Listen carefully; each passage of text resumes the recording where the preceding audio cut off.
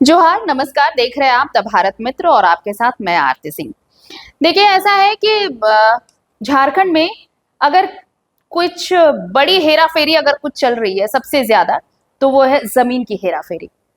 अगर आप अंचल कार्यालय कभी जाते होंगे तो आपको पता होगा और आपने खुद मुख्यमंत्री के नाम से भी मुख्यमंत्री की ज़ुबान से भी ये सुना होगा कि सबसे ज़्यादा भ्रष्टाचार अगर कहीं है तो वो है अंचल कार्यालय में। और ये सिर्फ मुख्यमंत्री, आप सोचिए कि जब मुख्यमंत्री ये कह रहे हैं तो आम आदमी के लिए ये कितना बड़ा अभिशाप होगा।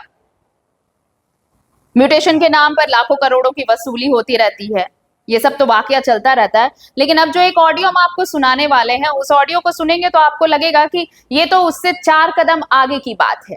जी हाँ, ये ऑडियो आपको बताएगा कि अब सिर्फ लाखों की वसूली नहीं हो रही है, अब बाकायदा उस कार्यालय में बैठे सरकारी बाबू जमीन में ही हिस्सा मांग रहे हैं।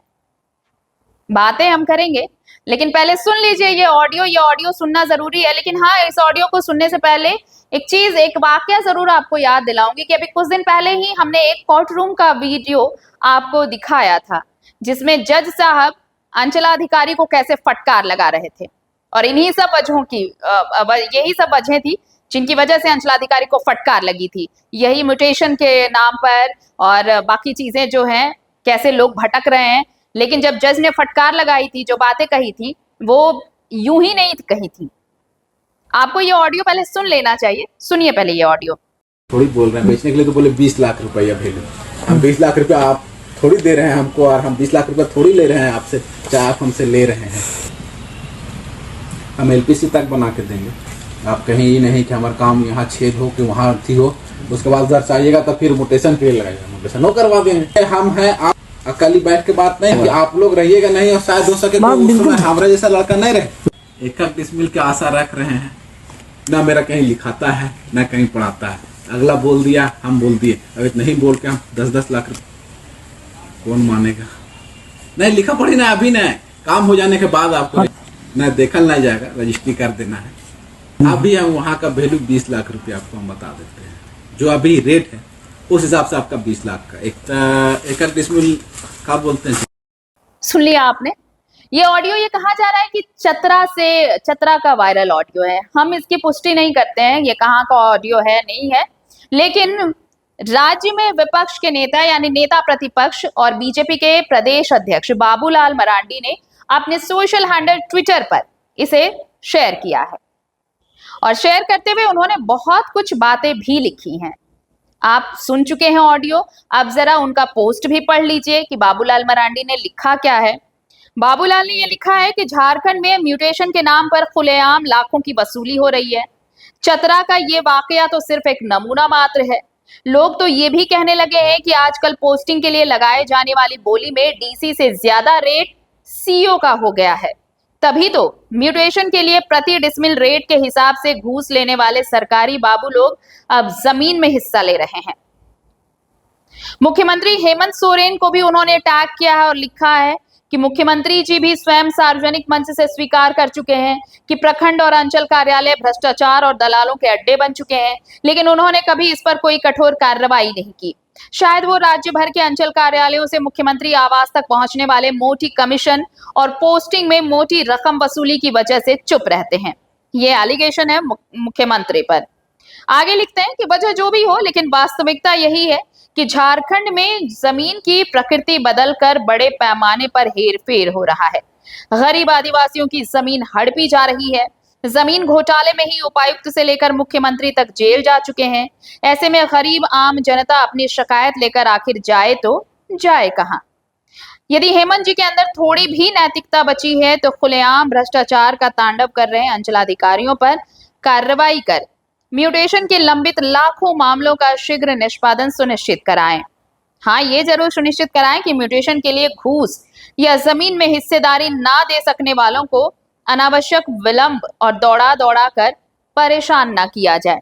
तो भाई, ये बाबूलाल मरांडी ने अपने सोशल हैंडल पर लिखा है, मुख्यमंत्री को भी टैग किया है।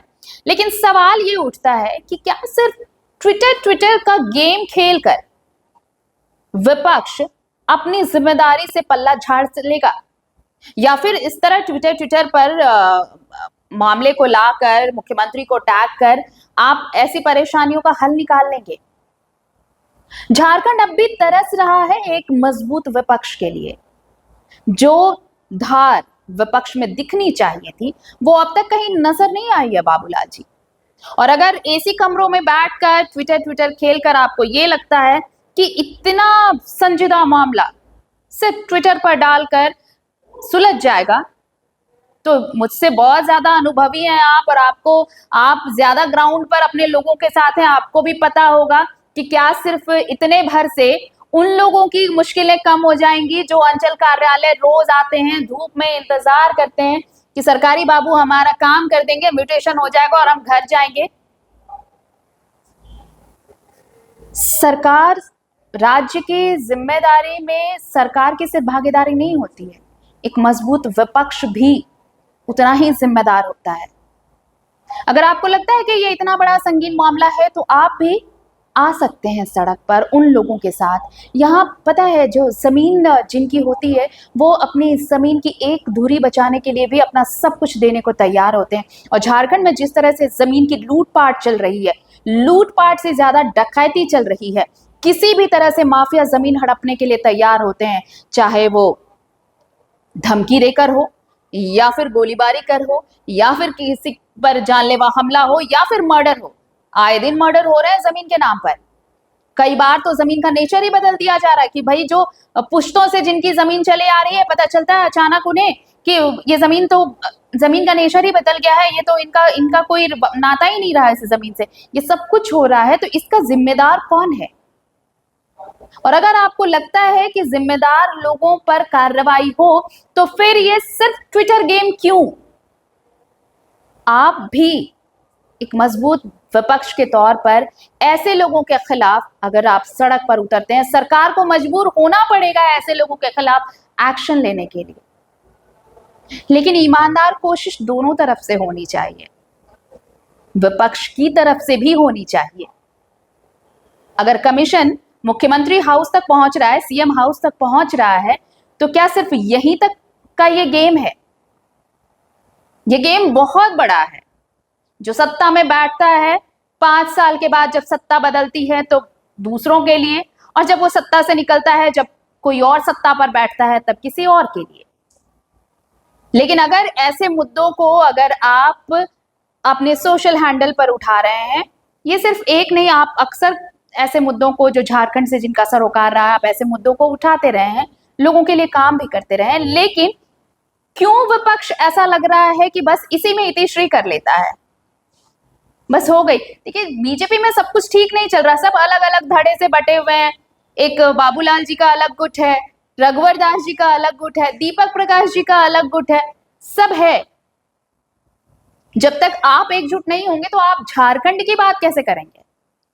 और अगर आप झारखंड की बात कर रहे हैं तो एसी कमरे में बैठकर और ये ट्विटर फॉरवर्ड कर तो कोई समाधान नहीं हो सकता बाबूलाल जी। अगर आप सवाल उठा रहे हैं सरकार पर, तो सरकार के बराबर ना सही, कम से कम आधी जिम्मेदारी तो आपकी भी बनती है।